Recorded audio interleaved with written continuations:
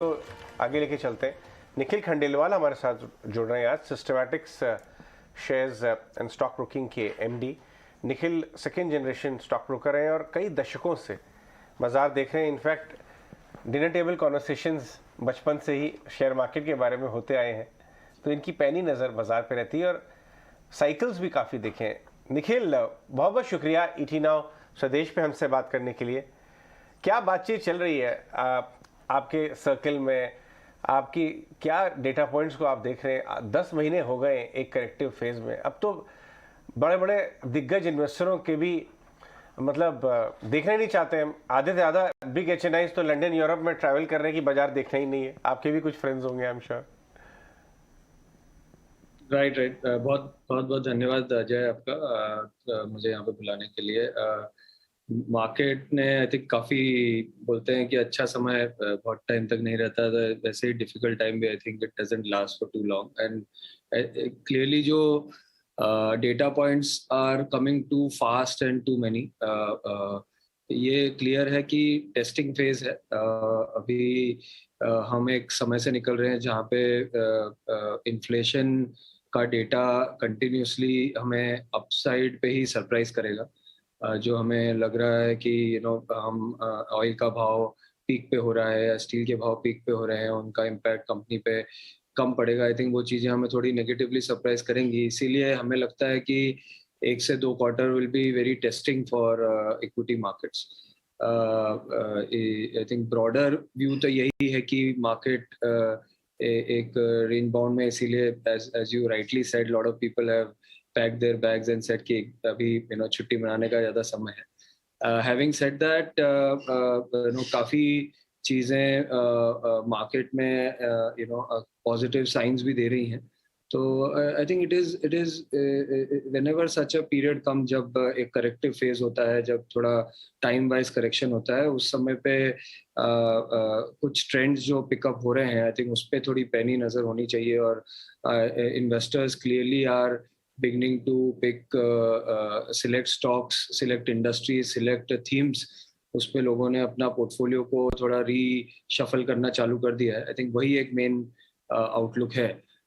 वही एक चीज़ है जो इन्वेस्टर्स एंड एक्टिव इन्वेस्टर हमें ध्यान रखना चाहिए। निखिल, ये बताएं, क्योंकि सिस्टमैटिक्स मिड और small cap end of the market में सबसे ज़्यादा रिसर्च करता है, जहां पे लोगों को वो एरिया डिफिकल्ट टू नेविगेट लगता है। डिफिकल्ट है इसलिए कि भाई गलत कंपनी में ना कदम रख दें। उसी तरह बाजार को सबसे ज़्यादा रुचि भी उसी सेक्शन ऑफ द मार्केट में, चाहे वो रिटेल हो, एचएनआई हो, फंड्स हो। तो आपकी किस तरह से इस समय बातचीत हो रही है? मिड कैप स्मॉल कैप में एपिटाइट आ गई है इन्वेस्टर्स की? क्या वैल्यूएशन में अट्रैक्टिव हो गए?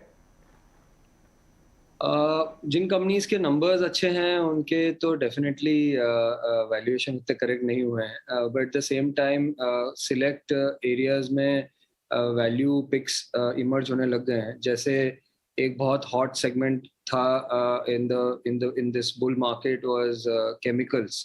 तो केमिकल सेक्टर में काफ़ी कंपनीज ने अपना रिकॉर्ड वैल्यूएशन क्रिएट किया, मगर इस फेज में, इस करेक्टिव फेज में केमिकल कंपनीज जो हैं उसमें 30 से 50% तक वैल्यूएशन करेक्शन हुआ है। नाउ इस सेगमेंट में definitely mid and small cap companies ही हैं, इसमें कोई भी लार्ज कैप कंपनी है ही नहीं। तो चाहे हम बड़ी कंपनीज गुजरात फ्लोरोकेमिकल्स या एसआरएफ देखें, या small companies like Navin fluorine और दिलीप नाइट्राइट और दीपक नाइट्राइट टाइप देखें, I think mid and small cap entire flavour इस सेक्टर में दिखता है। तो this is one area where definitely काफ़ी इंटरेस्टिंग पिक्स इमर्ज होके आ रही हैं। तो आई थिंक ऐसे ही automotive segment, consumption driven segment, जिसमें ऑटोमोटिव है, कंज्यूमर प्रोडक्ट्स हैं, स्पेशली स्टेपल्स हैं, और स्पेसिफिकली मेटल्स में भी जो भी इस तेजी के समय पे काफ़ी हॉट सेक्टर था, वहाँ पर भी करेक्शन के समय स्मॉल और मिड कैप में काफ़ी इंटरेस्टिंग आइडियाज इमर्ज होके आ रहे हैं। तो डेफिनेटली आइडियाज और स्मॉल और मिड कैप कंपनीज में वैल्यूएशन करेक्शन शार्पर हुए हैं। वहाँ पर कुछ बिजनेसेस काफ़ी स्ट्रॉन्ग हैं और उसमें वैल्यू पिक्स दिखना चालू हो रही है। आप स्टॉक्स अगर डिस्कस कर ही रहे हैं, दीपक नाइट्राइट पर आप अपनी राय दे रहे हैं, लेकिन क्या आपने देखा दीपक नाइट्राइट अभी अभी एक एक्सीडेंट होता हुआ दिखा था, इनके प्लांट में आग लगने की खबर आई थी, उसके बाद स्टॉक में काफी गिरावट दिख चुकी है। आई थिंक दीपक नाइट्राइट अपने कैटेगरी का लीडर है. This is why I highlighted the company. Companies का अभी मेजर एक इंडस्ट्रियल एक्सीडेंट हुआ है, उसके बाद उनका प्रोडक्शन पे कितना इम्पैक्ट आएगा, मैनेजमेंट ने कुछ इनिशियल कमेंट्री दी है. आई थिंक वो स्टिल अंडर ऑब्जर्वेशन है. आई थिंक हमारा व्यू यही है कि अगर केमिकल्स में क्या है कि आपको कोई भी सेक्टोरल थीम पकड़ के, कोई भी एक केमिस्ट्री पकड़ के उसको खेलना पड़ता है. तो अगर नाइट्राइट की थीम अगर देखें, जो कि बहुत सिग्निफिकेंट इनपुट है for many user industries including pharma, chemicals and many other speciality chemical industry, तो ये Deepak nitrite should be in your portfolio. I think price wise जो करेक्शन हुआ है उस हिसाब से काफी अट्रैक्टिव हो गया है. ठीक है, लेकिन एक चीज़ आप देख पा रहे हैं आपकी लिस्ट में जिस पे आप थोड़ा बुलिश हैं उस पे ऑटोज भी शामिल है. मेरे को जरा ये बता पाएंगे ऑटोज पे आप बुलिश क्यों हैं और कौन सी कंपनी पे सबसे ज़्यादा है? ऑटो में हम दो थीम्स ट्रैक कर रहे हैं. एक तो बहुत अर्ली साइंस हैं सीवी थीम का, रीइमर्जेंस का. तो जो पूरा कमर्शियल व्हीकल सेगमेंट है वहाँ पे पिकअप काफ़ी स्ट्रांग हो रहा है, driven largely by the logistics and supply chain sector, but also by a very sharp emergence of EV, electric vehicle का जो पूरा सेगमेंट है, जो बसेस कैटेगरी में बहुत फास्ट एडॉप्शन हो रहा है. तो जो कंपनीज हैं जो कमर्शियल व्हीकल सेगमेंट में है, जो बसेस में भी और ट्रक्स में भी प्रोडक्ट बास्केट के साथ रेडी हैं, डिस्ट्रीब्यूशन स्ट्रांग है, बैलेंस शीट स्ट्रांग है, हम उन कंपनीज पे अपना हमारा पॉजिटिव व्यू है. और ये बिल्कुल आइडियल समय है इस सेक्टर की कंपनीज को ऐड करने का अपने पोर्टफोलियो में. इसमें दो कंपनीज लार्जली प्लेट पे आती हैं, एक तो टाटा मोटर्स आती है और एक अशोक लेलैंड आती है. मगर हमारा व्यू है कि अशोक लेलैंड स्पेसिफिकली बहुत स्ट्रांगली प्लेस्ड है वैल्यूएशन वाइज भी. और ये जो मैंने आपको ये 2-3 थीम्स बताए, चाहे ईवी बसेस का हो या सीवी साइकिल में राइट प्रोडक्ट मिक्स का हो और बैलेंस शीट का हो, तो इसमें हमें लगता है कि Ashok Leyland will be the biggest out performer. तो हम करीबन हमारे रिसर्च हाउस से 185 के टारगेट प्राइस से हम हमारा we have a report out with that view on Ashok Leyland. दूसरा थीम हम ऑटोज में प्ले कर रहे हैं टू व्हीलर में, जिसमें टू व्हीलर में हमारा ये है कि जो ट्रेडिशनल टू व्हीलर बिजनेसेस हैं, जो हम बोलते हैं आईसी इंजन वाला, वो वाला बिजनेस बहुत शार्प ड्रॉप हुआ है.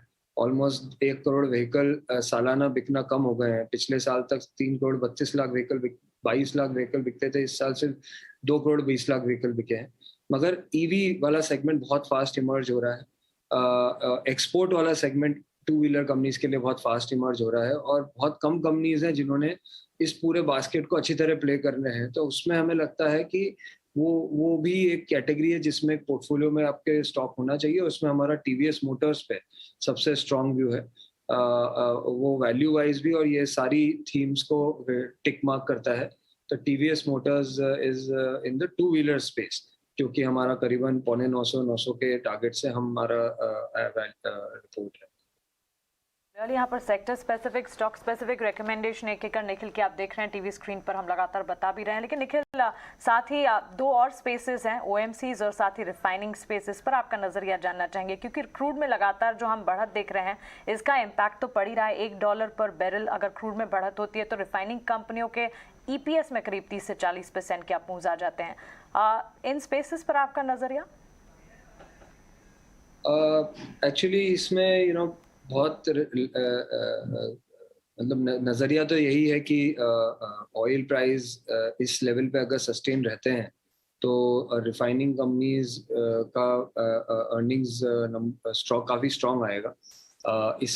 और oil marketing companies will continue to, however उनका fate is more dependent on कि वो प्राइस वो कितना फास्ट अपग्रेड इम्प्लीमेंटेशन करते हैं अपने पेट्रोल स्टेशंस पे. तो आई think refining companies are much more in favour in our view. और उस वाले सेक्टर को प्ले करने के लिए there isn't much other than Reliance in our view to play the space. तो अगर आपको रिफाइनिंग मार्जिन्स का बेनिफिट और ये जो ऑयल के प्राइसेस की स्ट्रॉन्ग रहने का अगर बेनिफिट खेलना है तो आई think it is ideally played through Reliance industry. All right, Reliance में तो अच्छी खासी तेजी हमने देखी, कल भी 2800 रुपए के आसपास आ गया है, 50 रुपए दूर है अपने ऑल टाइम हाईस की से। सो काफी रुझान वहां पे बन रहा है इंस्टीट्यूशंस का। बहुत बहुत शुक्रिया निखिल आज हमसे बात करने के लिए और शो पे आने के लिए। वापस जल्दी आपसे वापस से मुलाकात होगी। Thank you. निखिल खंडेलवाल सिस्टमैटिक्स से बात कर रहे थे अपने स्टॉक्स के बारे में और बाजार पे अपना व्यू दे रहे थे। लिखिए।